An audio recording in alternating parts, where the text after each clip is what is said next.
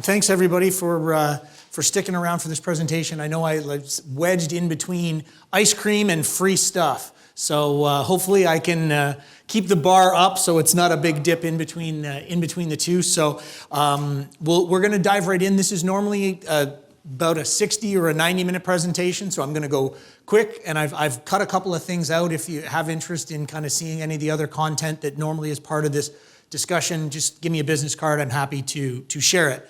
And I'm going to skip through that because Alan did a great job of that, introducing me. I just want to say thank you to Alan and the board of FLAPPA for giving me the opportunity to come here and speak to you guys today. This is a topic that is been around for a long time, but with the recent and hopefully getting better inflationary pressures, winning the competition for capital has become even harder over the last couple of years than it has been for the previous 15, 20 years. I mean, nobody talked about inflation, right? We'd add a couple percent to our numbers every year and move on, and everybody just, well, whatever. Now it's 12, 15, 20% in some cases year over year. Now it's getting better, which is good, but it's just made it harder to win when you're fighting the system as well as fighting for the money inside your organization. So let's just dive in. So when we talk about facility and infrastructure asset management, and when you hear the term Roth IAMS, that's integrated asset management. And what we mean by that, it's the culmination of three areas of excellence. The first, which is where we recommend you start, is capital planning excellence. Why do you start there? Because what happens when critical building elements fail? Shut the building down. Students go home, right? So you start with capital planning excellence, then you focus on operational excellence, and then you move to performance excellence. So when we talk about integrated asset management, it's really the sweet spot of all those three things. So a lot of what we're going to talk about today is really focusing on the capital planning excellence, but so much of capital renewal focuses on the other areas as well. And to be honest, we're talking about capital renewal, not new capital, because new capital is not hard to get or spend because it's sexy. And people like ribbon cuttings, and they do lots of ribbon cuttings or the golden shovels, for new builds. If we could only get somebody to show up for a ribbon cutting for a new boiler or a new roof, I don't think there'd be anything called deferred capital renewal and maintenance out there in the market because it would get the same level of attention as new capital. So how do you win when there are so many competing priorities in facility and infrastructure, particularly on the campus side, asset management? Well, and the first thing is to understand what are all the different competing factors.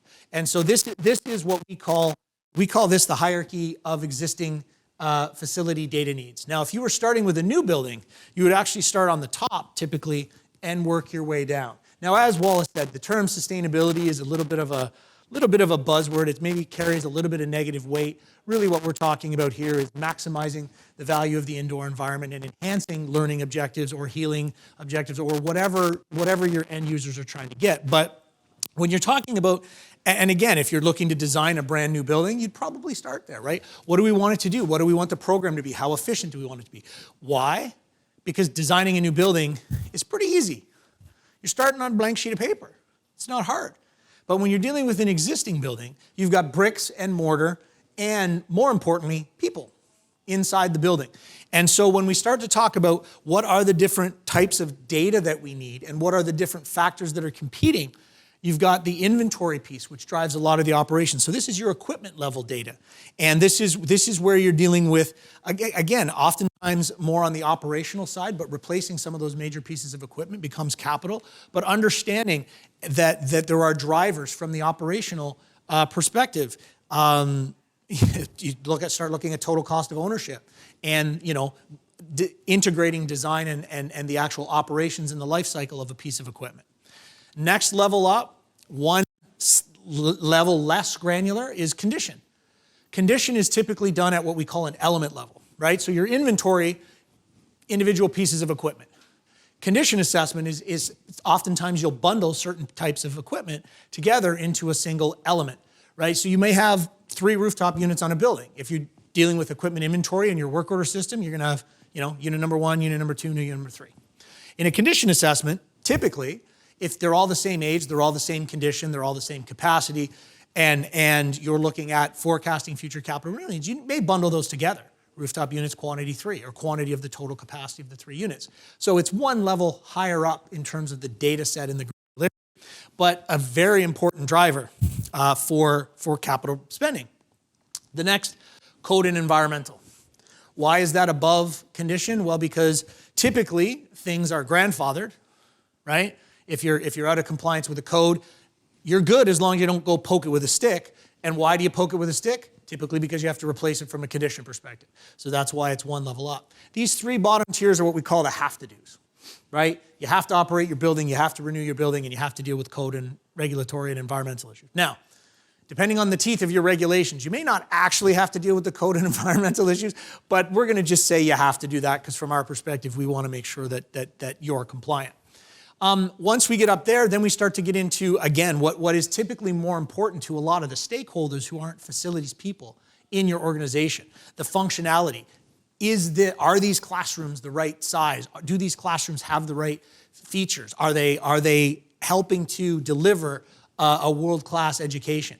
How efficient are they? How efficient is the environment within the building from a learning perspective? These are the want-to-haves in an existing facility, but the problem is a lot of initiatives start up here. But what happens when stuff breaks? All the money that's planned up here sort of trickles down here. And so what we want to try to do is find a balance where we can look at this from a holistic view and try to attack issues at each of these levels of the pyramid, if you will, when we're building out a prioritized multi-year capital plan. So where are we coming from? And hopefully nobody in the room is here at this level, but a lot of organizations that we talk to still are doing single-year budgets. Anybody here still doing a single-year budget? There's usually a couple in some of these rooms. So everybody's 2 years, 3 years, 5? Maybe? So a lot of times organizations were doing 1-year budget. Hey, what are we going to do this year? Right? What are we going to do now? What's immediately in front of us? And it was built bottom up. Hey, let's all get around a table and decide what we should do. Or hey, if we've got multiple buildings, hey, what do you need to do in your building? What do you need to do in your building? What do you need to do in your building? Or you have multiple departments with multiple plans. How many people here have silos in their organization? Wow, this is a good room. This is a good room. Again, a lot of organizations where they're silos might have multiple plans. They might have a renewal team that's got a project list. They might have an energy management team that has a different project list. They might have a compliance team that's dealing with ADA that has another project list, an environmental team that has a project list around hazardous materials and other things like that. And those plans just exist in isolation. And what's wrong with that? Hopefully, it doesn't sound like anybody's got it here, but anybody had that in the past? There we go. So that's good. So what got in the way when you had multiple departments? 100%. Yeah, you start tripping over each other, right? And you can be a huge organization acting like a tiny little, small business kind of thing. So getting things together, bringing them all together, having a holistic view of your portfolio avoids tripping over. It avoids a lot of wasted money. It avoids a lot of extra disruption to your users, right? Hey, one department comes in this month and does a project. They're done, another department comes in the next month, does another project. My God, this building's always under construction, right? That stuff does weigh on people. And then priority, I know it's interesting in Florida, right? With all the government money that came out that's still being kind of working its way through the system, everybody's like, oh my God, we don't need more money because you can't spend it wisely. But I'm guessing you still don't have enough to do everything you need to do over the next 10 years, right? You got a lot of money, you got more money than you can deal with in the short term. But at the end of the day, when that money dries up, there's still going to be more need than funding, if I had to guess, right? And so even though temporarily we're drinking from a fire hose, at the end of the day, we're going to go back to an underfunded situation before very long. Another 16 months or so, I think it is, plus or minus. So a lot of priority has been done historically based on, is it broken, right? If it's broken, fix it. Now, what's the problem with fixing something when it's broken? Downtime. Yeah. What else? Higher cost. Absolutely. Which only makes your deferred capital renewal and maintenance backlog. Worse, because if it's $1 billion, but it costs you twice as much to fix it because you only fix it when it's broken, it's probably $2 billion, right? Which if you don't have one, needing two is even worse, right? So it just exacerbates the problem. The second one here, squeaky wheel in politics. It's kind of hard to avoid that, right? If the dean's office needs a paint job, realistically, it's probably going to get a paint job, right? If we could figure out a way to completely eliminate politics from the process, that'd be great.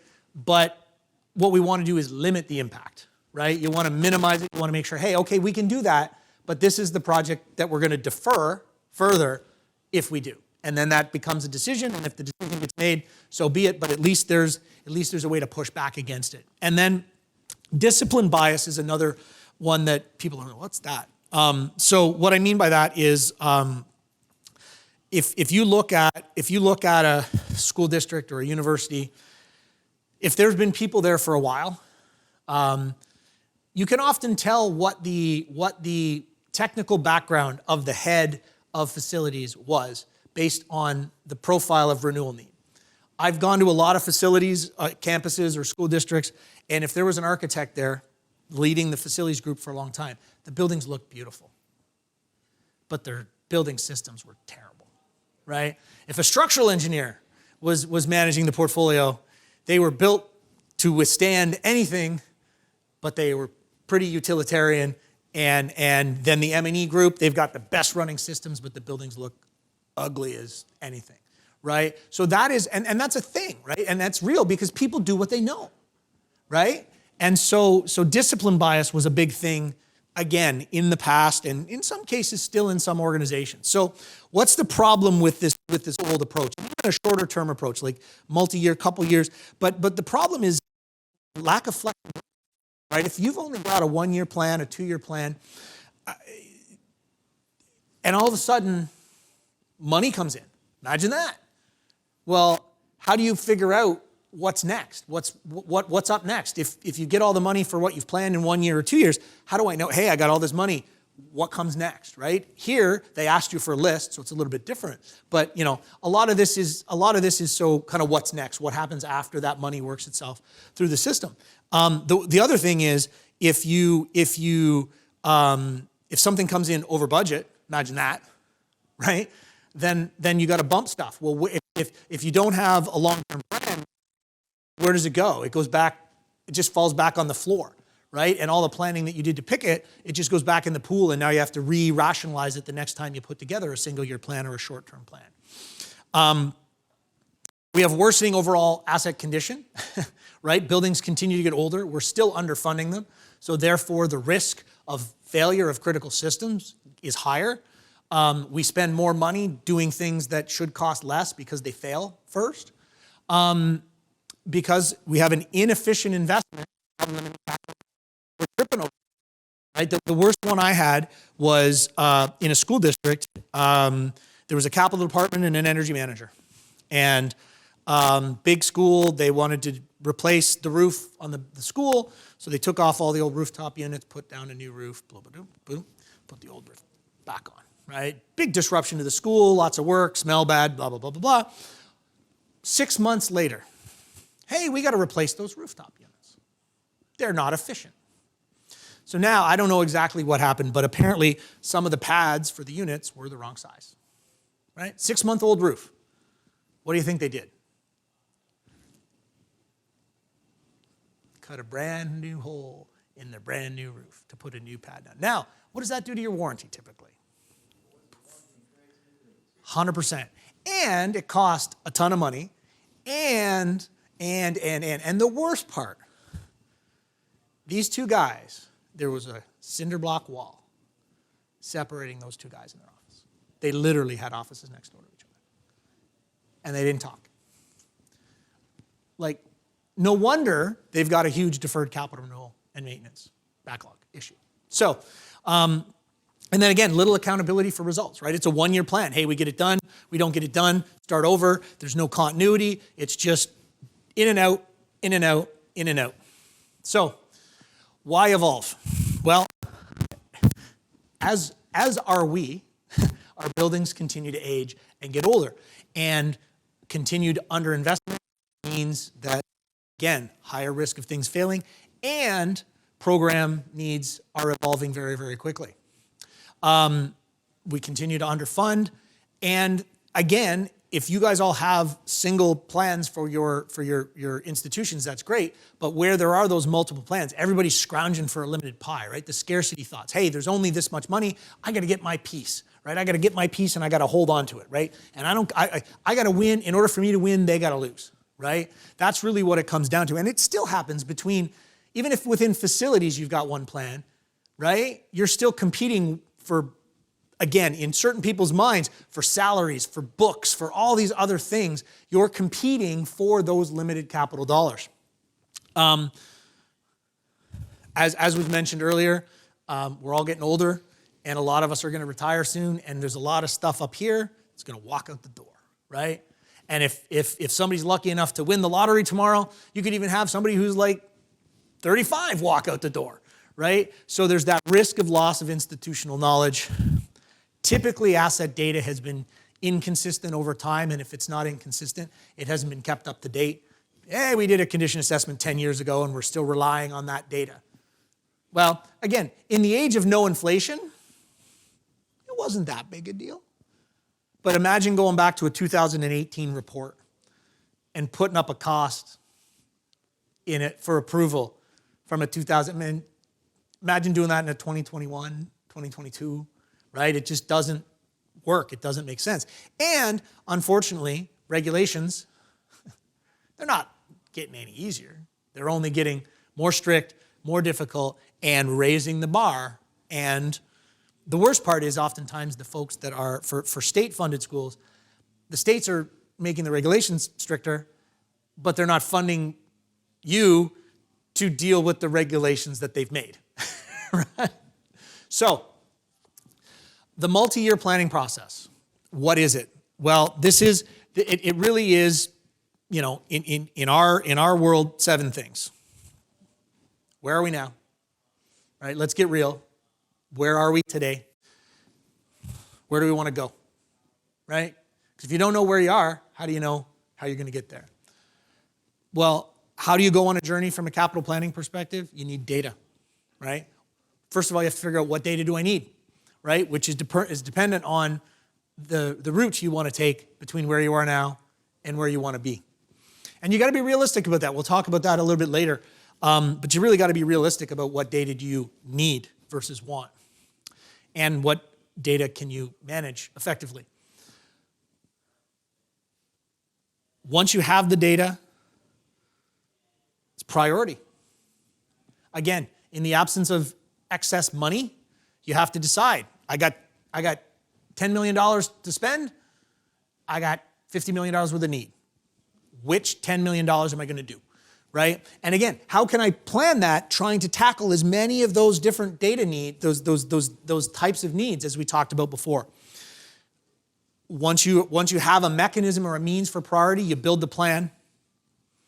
You have to sell the plan. You have to defend the plan.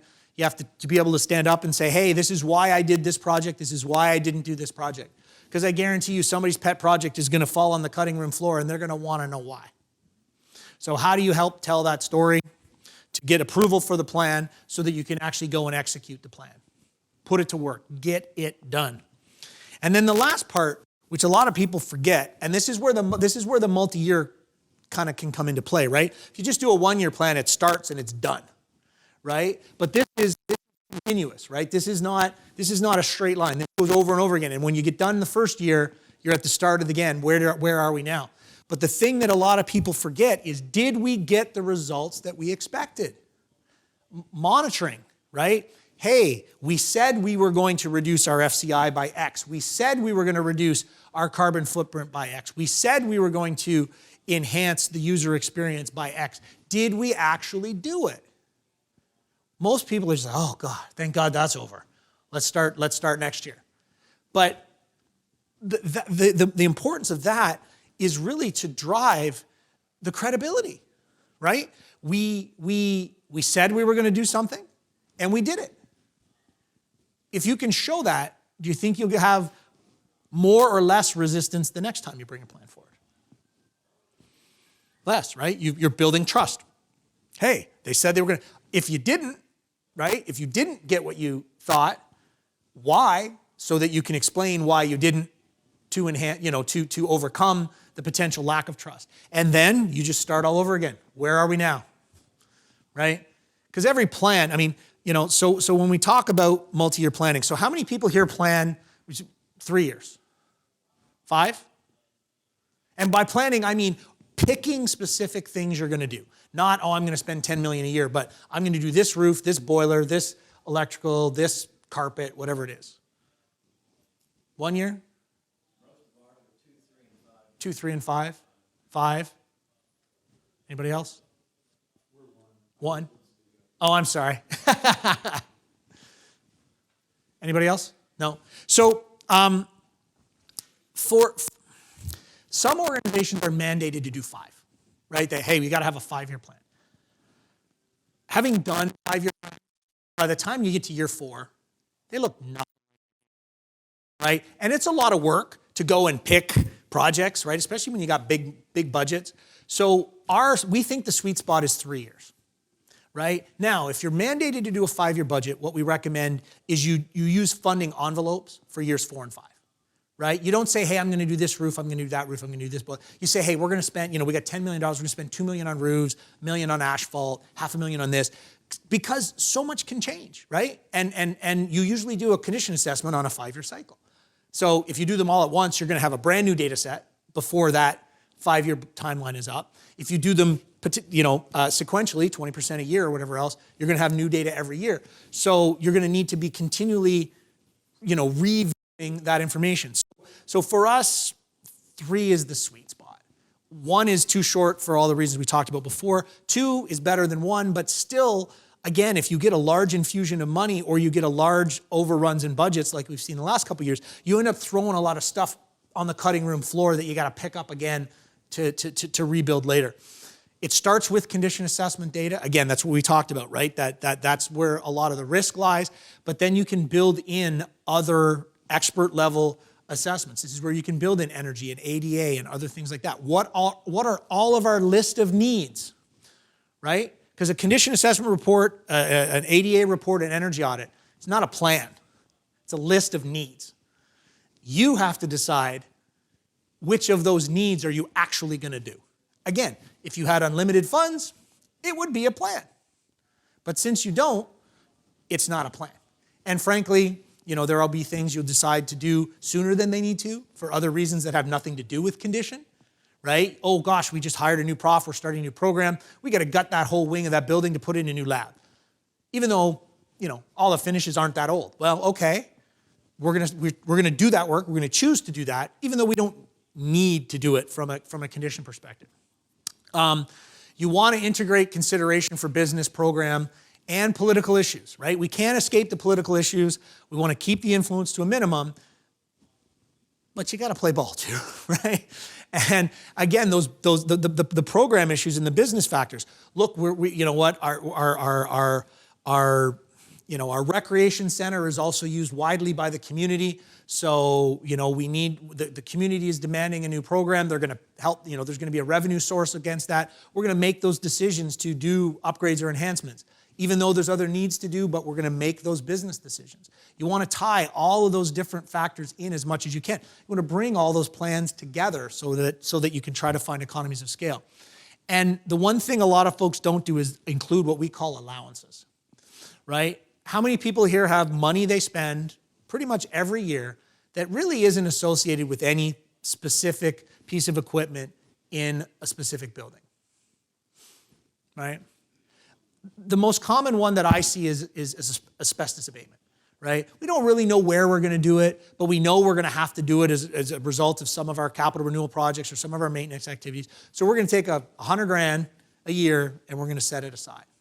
A lot of people forget to include those things. Some people do it for like small plumbing repairs or painting or other things like that. When we do a capital plan with a customer, there's usually anywhere between 3 and 10 allowances.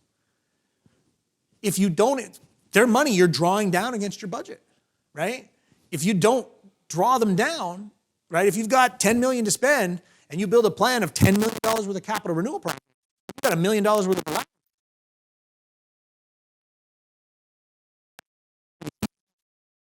You know, if you do a $10 million plan and somebody approves it, then you're going to have to explain, how come you didn't do that last $1 million? Or, so the allowances are, again, are something that a lot of folks forget about, right? You know, the operations team will deal with those, but they come out of the capital budget sometimes, right? So you got to be aware. That's where the silos and things can get in the way. So you need to base it on some semblance of reality. This is also the other reason, 5-year plan, like how much confidence do you have in your budget 5 years from now? Right? So you're just, right? Even 3 years, right? But again, this year, probably pretty good. Year after, not so bad. But it's going to diminish over time. So, but you got to base it on something, because to build a plan, you got to know, like, step one is, how much money am I going to spend?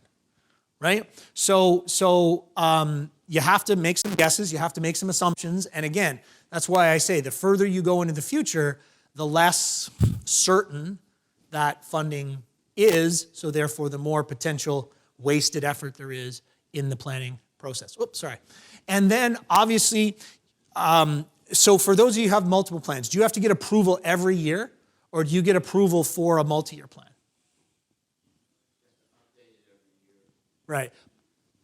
You approve it 5 years, and then someone take it out, you upgrade it, check. Basically, we're doing it 1 year, we're calling it 5 years. Right. So you're getting approval for this year's plan, but you're kind of telling them what you're going to do for 2 to 5? Yeah. Right. Anybody else? Right. It's always a function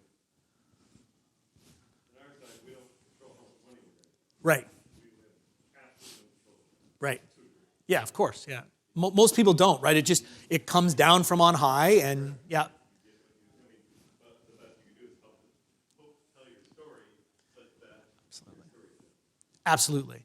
Well, and so the thing is that one of the biggest issues, particularly with inflation kind of rampant the last few years, is what we try to help our clients get is get your 1-year plan approved, but get a soft approval for the 2nd year, right? Because what happens then is you can start to design those projects, which means you can get out early, right? The worst thing you want to be in a competitive market is out late, right? If all the contractors' books are filled, you're going to pay more money. Some organizations can't get that soft approval for 2nd year to start design work, but whatever you can do to say, hey, look, this is what we want to do, and we're going to have an allowance for next year's design work so that we can get out early, so we can get lower fees, so we can try to get more work done and spend our money more wisely. You got to update it through the year, because stuff changes, right? As Mike Tyson said, everybody's got a plan till they get punched in the face, right? So, or I think it was General Patton said every plan is as good until the first shot is fired, right? So as soon as you start executing the plan, things are going to change. Something's going to come in over budget. Something's going to break. Doesn't matter how good your plans are. Something's going to break unexpectedly. Things are going to come in over budget, right? It's going to happen. It happens a heck of a lot more now than before. And you're going to get some stuff done, right? You're actually going to get some work done. So again, rather than doing things once a year, kind of keep it up. Again, it's really hard to do a plan and then come back to it at the end of the year and go, what do we get done? Just keep it live, make it real, and then you have to refresh it every year, right? Because if you have a 3-year plan and you go 1 year, you got to create another 3rd year. You got to reconcile what got done, what didn't get done, what came forward, what broke sooner. Keep that going. That's that cycle, right? Keep it refreshed every year. So that's the wheel, right? Now, the priority piece is a really important part. And so typically, again, a lot of folks use categorical priority, high, medium, low, 1, 2, 3, 4, whatever it is, which is great until you run out of money in the middle of a priority. Right? So most people run out of money in the middle of high. You always find money for critical, right? Even if you don't have enough money for critical, you'll find the money for critical. But when you run out of money in the middle of high, which high is higher than high? Right? So how do you determine what to pick and what not to pick. And so the first place people start typically is risk management. How many people, so this is, sorry, this is small on the screen. So this is consequence of failure. This is likelihood of failure, or risk of failure, it's called sometimes. How many people use a risk, some type of a risk matrix in their prioritization? Cool. It's a great first step, right? Consequence of failure, what happens if it fails? Carpet, it's ugly. Worst case, somebody trips, right? But that's about it, right? What happens if your cooling fails in July? Big deal, right? So how bad is it if it fails? Risk of failure or likelihood of failure. In an existing facility perspective, the easiest analog for that is your condition rating that typically comes out of a condition assessment, right? If you've got a condition assessment and they say, hey, it's got 1 year left, it's in poor condition, that's worse than if it said, hey, they got 5 years left, it's in fair condition or good condition, right? So if you've got data, if you've got condition assessment data, you've probably got data that you can apply this to, right? Now, you've got to keep that up to date. If your condition assessment data is 10 years old, don't do this with your 10-year-old condition assessment data because it's probably changed in the last 10 years. But this is a great first step because you can get a numerical value, right? You do the multiplication across the matrix, it's between 1 and 25. It's a great first step. However, if you only looked at risk management, you would never paint a building. You would never place any finish in a building, right? Because there's the consequence of failure is it looks ugly. Nobody dies, right? The building doesn't shut down. Kids don't get sent home. But back to for those of you who are in Wallace's presentation, right? Curb appeal is a big deal in higher ed, right? And so if you just did risk management, you would never do anything aesthetically in your campus. It would look like crap. You can't have that. So what other factors do you need to consider? The program needs, sustainability issues, political issues, all these things we talked about before, community needs, aesthetics, other issues that are important to you. So you go from categorical. Well, sometimes the priority is, does it work? Next step is, what do we think we should do? Third step is the risk management. And then how do we build beyond that? So the method that we recommend, and there's a bunch of different methods for this. You can use pairwise analysis. You can do a whole bunch of really complicated statistical stuff. I like to keep things simple because I like to understand stuff. I don't like black box calculations and things like that. So we have a process that we call multivariable prioritization. And this is where you decide on a bunch of different things that are important to you in your facility. You decide how to rank or score your facilities or the elements in the facility against those categories, and you weigh them. What's the most important, right? So you build this by bringing all your stakeholders together. As many of your stakeholders as you can get around the table. When we do this for higher ed institutions, we've had deans there, we've had reps from the student union there, we've had finance folks, facilities folks, community reps. Let's all get around a table and talk about what's important to us. Why is that important?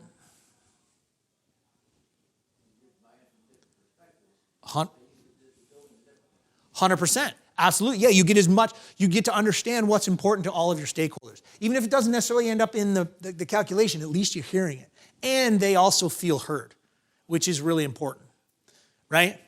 2, you also teach them what's important to you and what you care about, right? Because you're explaining things. Half the time when the deans come in, when the student reps come in, they have no idea. They just think you pick stuff because you like them or you don't like them, right? Because the minute you don't pick their projects, like, why does that guy not like me?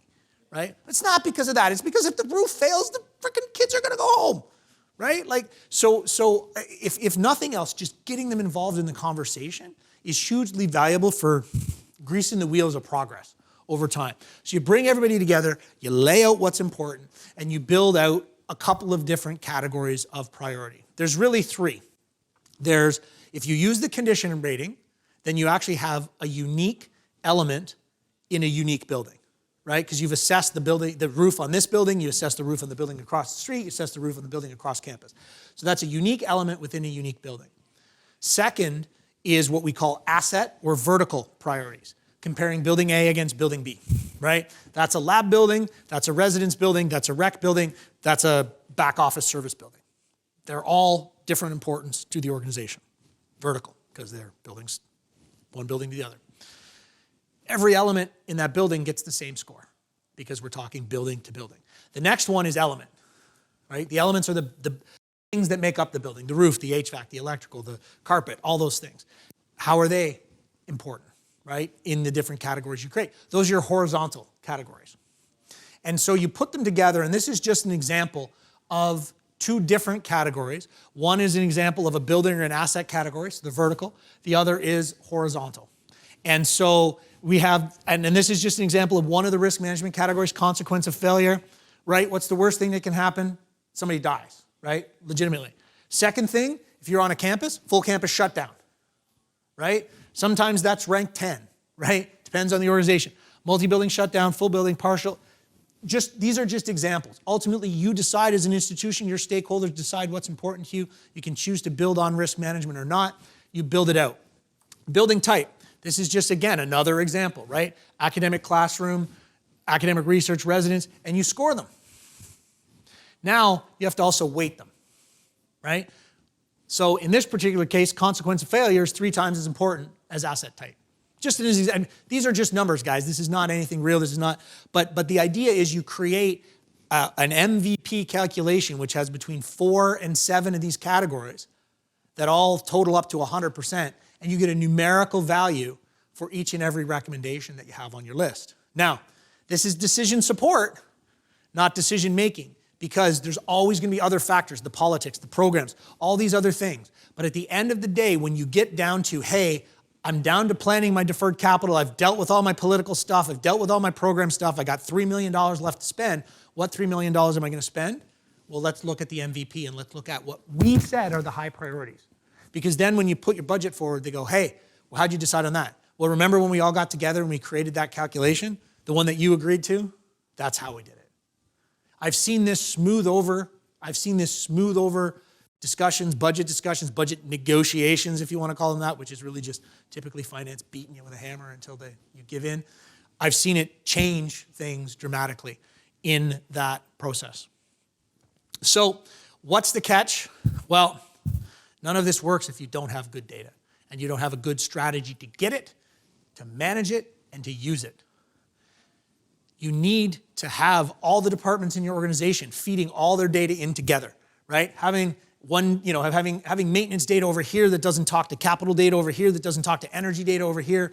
Again, whether they're separate plans or brought together, you want to have that transparency. You want that data to be kept up to date and regular. And you need to find your data sweet spot, right? Everybody thinks more data is better. Oh, just give me more data, right? Give it sensors, right? Give me billions of points of data from across my campus on a daily basis. What the hell are you going to do with it? Right? You have to have the capability and the capacity to manage your data set. Having a data set that you don't know how to manage, you're just chucking money away. Because the more data you get, the more you're going to pay to get it. You can't keep it up to date, the quicker it's going to rot on the vine and go stale. So you have to keep things up to date on an annual basis. You need to look at your process every year. Priorities change. Right? Oh, look, all of a sudden there's some new federal stimulus money for energy. Well, let's bring all our potential energy saving projects to the top of the list. Let's tweak our MVP so those projects float to the top. Or, there's other issues. You may have new condition assessments, right? Hey, look, that building was assessed 5, 6, 10 years ago. We have a new assessment. Some of the things that we thought were going to age out maybe didn't. Some of the things that are prematurely aging. So we need to reshuffle the deck based on that new data that's come in since the last time we did the plan. And then you need to look at what did we get done, right? If you took something from year 1 and it fell off the list, is it a higher priority than the first thing on year 2? You have to reconcile and rationalize that on an annual basis. And so it's a big challenge. There's a lot of cultural change. It sounds like you guys are in pretty good shape, although there's a couple people that are like, maybe it's a 1-year plan disguised as a 5-year plan. But ultimately, in our opinion, the best way to win this is to develop a multi-year capital planning process, tool, whatever you want to call it, and put it to work for all the reasons that we talked about. Gives you the flexibility. Keep your comprehensive prioritization system up to date. Look at it every year. You don't want to change it mid-year because you're like, everything's kind of on, you're building projects. You don't want to start shuffling the deck when you're partway through. But you got to look at it every year, even if everything's good. right? Everything's the same, nothing's changed. But you want to look at it every year.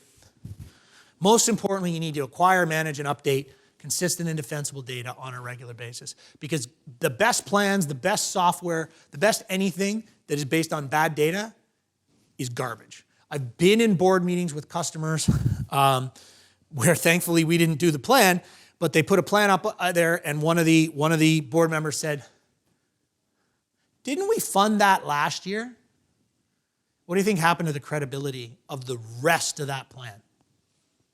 Gone. It was over. Back to the drawing board. Don't do that. And the thing is, the biggest challenge is first year is really hard, right? Because you're building a 3-year plan or a 5-year plan, right? First year is really hard. Next year, you're just adding another year. You're just reshuffling the deck. So we get into what I call shampoo mode, right? Which is wash, rinse, repeat. This is all change management, and it's about getting into that process where you're just moving forward.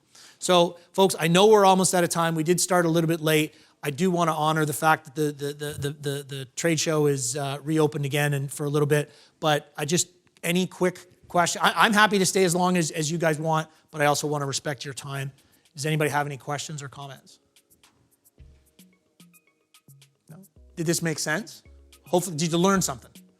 Good. That's the most important thing for me is you learn something. So thank you very much for your time. If you'd like a copy of the presentation, just let me know. This QR code will take you to our thought leadership page. We've got blogs, videos, website, webinars. We do monthly webinars on all things facility and infrastructure asset management. Would love for you to check those out as you go forward.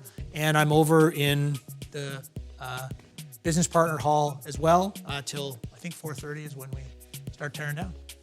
Appreciate your time. Thank you all very much. And I hope this added some value.